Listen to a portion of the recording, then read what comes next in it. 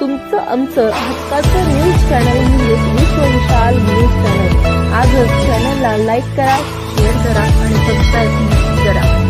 आपण या जिल्ह्याचं मंत्री म्हणून नेतृत्व गेली कित्येक वर्ष झालं करतोय.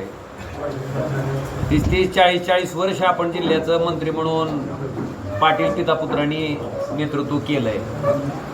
आणि त्या 40-45 वर्षाच्या नेतृत्वाचा परिपाक काय? जर खरंच तुम्ही काम केलं असतं, खरंच तुमची धमक असती कामाची, खरंच ह्या जिल्ह्यात जर विकास झाला असता तर हा जिल्हा महाराष्ट्रात शेतकऱ्याच्या सगळ्यात जास्त आत्महत्या होणारा जिल्हा म्हणून त्या ठिकाणी वर आला नसता ना.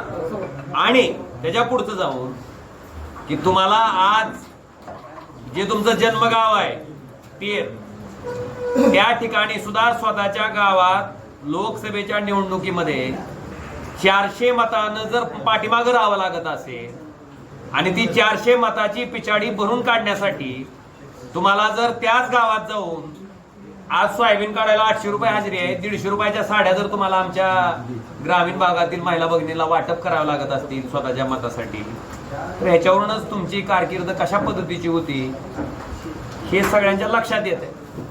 आणि दुसरी सगळ्यात महत्वाची गोष्ट की पाणी आल्यानंतर दिसतंय ना, पाणी आल्यावर लोकांना काय डोळ्या काय झाकून ठेवायची गरज आहे का? दिसणारच आहे ना. समजा एखादं विकास काम आहे, ते विकास काम जर त्या ठिकाणी पूर्ण झालं असेल तर ते दिसतंय.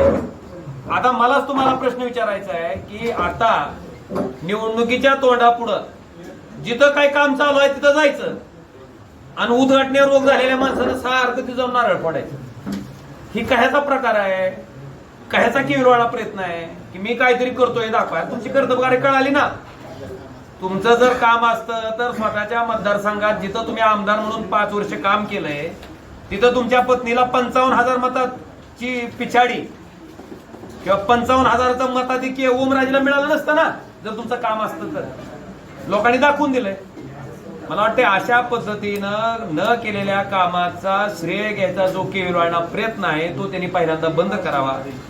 आणि सगळ्यात महत्वाचं की मी लोकप्रतिनिधी आहे, लोकांना माझ्याकडनं अपेक्षा आहे. एखाद्या गावात गेल्यानंतर, एखाद्या ठिकाणी गेल्याच्या नंतर एखाद्या माणसानं जर आपल्याला प्रतिप्रश्न केला तर आपण त्याचं उत्तर द्यायला पाहिजे ना समर्पक. तिथे लोकांनी बरोबर विचारलं होतं, बाबा काम पूर्ण नाही तुम्ही कशामुळे इथं आलात? तिथल्या लोकांनी विचारलं, शेतकऱ्याच्या भूसंपादनाचे पैसे देणं बाकी आहे, तुम्ही इथं कशाला आलात? पंप हाऊसचा लाईटचं कनेक्शन नाही अजून, त्याचं काम चालू आहे, अर्धवट स्थितीत आहे, तुम्ही का आलात? ही माफक मुद्दे आहेत ना. आणि 14 प्रश्न त्यांनी विचारला की हे जर शासकीय कामाचं उद्घाटन असेल तर मग सगळ्या लोकप्रतिनिधींना निमंत्रण का नव्हतं? रास्त प्रश्न होता ना. त्या तुळजापूरकरांना ज्यांच्या मतावर आपण 5 वर्ष आमदार आहे त्या तुळजापूर मधल्या लोकांना जर आपण त्या ठिकाणी चावणाऱ्या कुत्र्याची उपमा देत असाल तर ह्याच्यापेक्षा तुमच्या बौद्धिक दिवाळखोरीचं काय दुसरं प्रमाण द्यावं? काय बोलावं तुमच्या ह्याला? मला वाटतंय सामान्य जनता अशा पद्धतीनं अवहेलना केल्याच्या नंतर ज्या पद्धतीनं लोकसभेला त्यांची जागा दाखवली त्याच पद्धतीनं विधानसभेला त्यांची जागा दाखवून देतील. आणि कमाल त्याच्यावर थांबले नाहीत ते. कार परत गुरुबाकाच्या मंदिरात जाऊन अजून पुन्हा उद्घाटन करून आले, तिथं थांबलेलं नाही.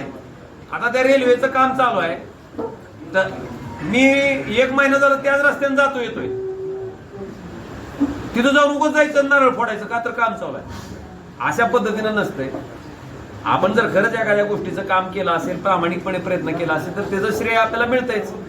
आज साधा विषय आहे प्राधान्यक्रम. म्हणजे थोडक्यात आता तुम्हाला सांगतो, एक विहीर बांधण्यासाठी 2004ला जर तुम्हाला 1 लाख रुपये लागत असतील तर तीच विहीर तुम्ही 1 वर्षात पूर्ण न केल्यामुळं 2024 पर्यंत वाढवत आणल्यामुळं त्या 1 लाख रुपयाच्या विहिरीला आज 10 लाख रुपये लागते. त्याच पद्धतीनं कृष्णा मराठवाडा सिंचन प्रकल्पाला जो 4,700 कोटीचा प्रकल्प होता, जे पाणी तरतूद केली असती पैशाची आणि ताबडतोब त्या ठिकाणी पूर्ण केला असता तर मागच्याच 5 वर्षात 10 वर्षात पाणी मिळालं असतं.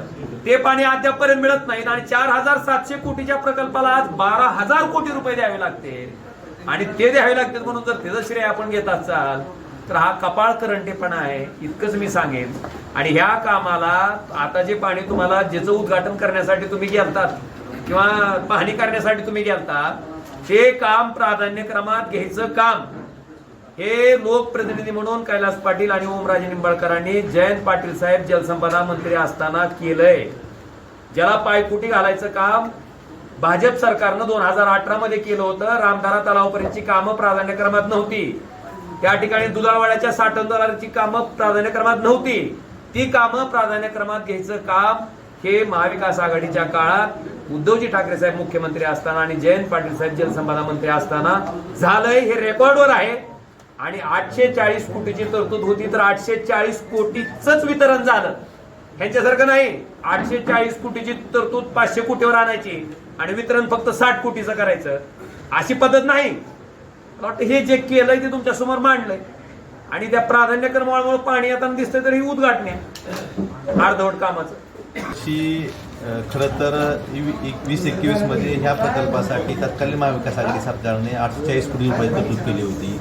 यावर्षी कामं चालू झाली असताना देखील ती तरतूद कमी करून फक्त 500 कोटी रुपये तरतूद ठेवण्यात आली होती आणि त्यातले फक्त 50 कोटीच निधी वितरण सरकारच्या वतीनं या प्रकल्पासाठी करण्यात आलेलं आहे. त्यामुळे हे जे काम सुरुवातीला 2023 मध्ये पूर्ण होणारं काम नंतर मे 24 पर्यंत पुढे गेलं आणि निधी वितरित न केल्यामुळं हे काम खरं तर संत गतीने चालू आहे.